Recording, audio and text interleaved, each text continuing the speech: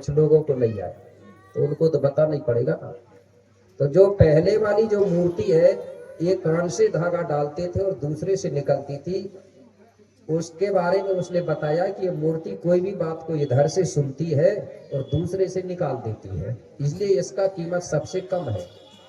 अच्छा, दूसरी मूर्ति, बोले दूसरी मूर्ति के कान से धागा डालते हैं तो वो पेट में जाके रुक जाता है, निकलता ही नहीं है। तो ये मूर्ति का काम है, कोई भी बात को ध्यान से तो सुनती है लेकिन अपने पेट में रखी रहती है, किसी को बताती नहीं है, लेकिन सुन लेती है थोड़ा, इसलिए इसका कीमत थोड़ा अच्छा है, मीडियम।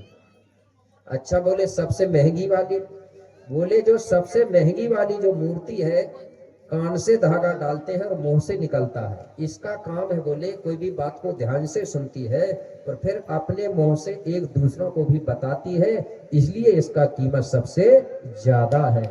ठीक है, इसी प्रकार आप भी हो, बराबर है कि नहीं? सब सबके दो ही काम है, कम ज्यादा तो नहीं है कि जिसके ज्यादा रहेंगे तो भाई ज्यादा सुनेगा, कम वाला कम सुनेगा। सब बराबर है कि नहीं?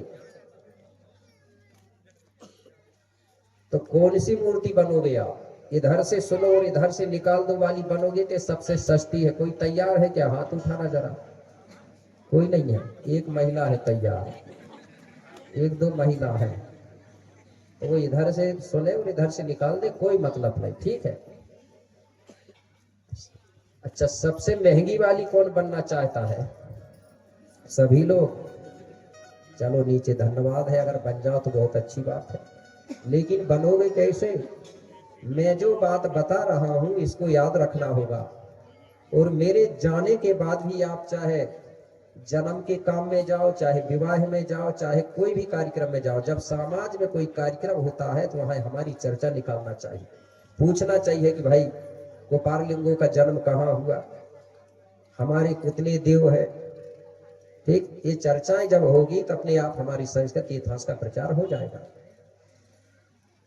तो मैं बता रहा था कि जो अनाथ आश्रम है रायतार जंगोदाई का, कोपार बाबा वहीं रुका।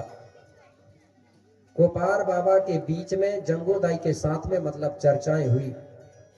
अब कोपार बाबा कहने लगा, जंगोदाई बहुत देर हो गई, अब मुझे विदा दो, क्योंकि मुझे आगे जाना है और सत्य और असत्य की खोज करना है समाज के लिए, इसलिए आप मुझे विदा दो। जंगोदाई कहने लगी, ठीक है बाबा, आप जाइए और सगा समाज के लिए सतमार्ग की खोज करिए। यहीं से गुरु विक्रमदेव आगे की गाथा सुनाते हुए राजा बीरसाय से बोला, क्या बोले? राजा सुनो, गुरु विक्रम बोले हैं पानी, बीरसाय सुनो आगे की कहानी।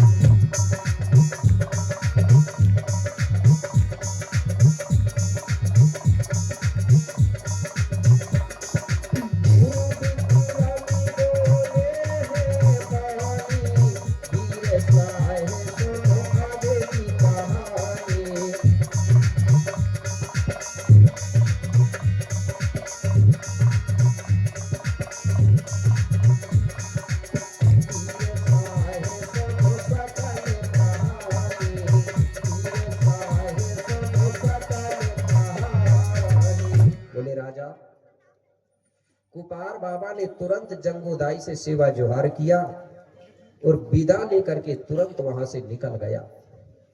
अब कुपार बाबा धीरे धीरे जब आगे बढ़ा तो कुपार बाबा को रास्ते में चलते चलते बड़ी जोर से प्यास लग जाती है। तो कुपार बाबा प्यास लगने के कारण पानी भी ढूंढते जा रहा है और धीरे धीरे चलते जा रहा है। कुपार बाबा को आगे चल करके एक नदी मिली। उस नदिया में बाबा कुपार ने देखा तो वो नदिया सूनी पड़ी हुई थी, पानी नहीं था। कुपार बाबा कहने लगा, अरे नदिया मिली तो ऐसी मिली कि एक बूंद पानी नहीं है यहाँ पर, अब क्या करूं? बोले चलो नदी के किनारे किनारे चलना चाहिए, कहीं धोखा से कहीं कोई गड्ढा या कोई कुंड में पानी मिल जाएगा तो उस पानी को पी के मैं अपनी प्यास बुझा लूंगा। ऐसा सोच के बाबा कुपार नदी के किनारे किनारे चलते जा रहा है और पानी देखते जा रहा है। बड़े मुश्किल से बाबा कुपार को उस नदी में एक गड्ढा में थोड़ा सा पानी भरा हुआ था वो दिखा। कुपार बाबा ने उस पानी को पिया और अपनी प्यास को बुझाया। अब कुपार बाबा सोचने लगा कि चलते चलते थक भी चुका हूं, ऐसी इच्छा हो रही कि थोड़ी आराम कर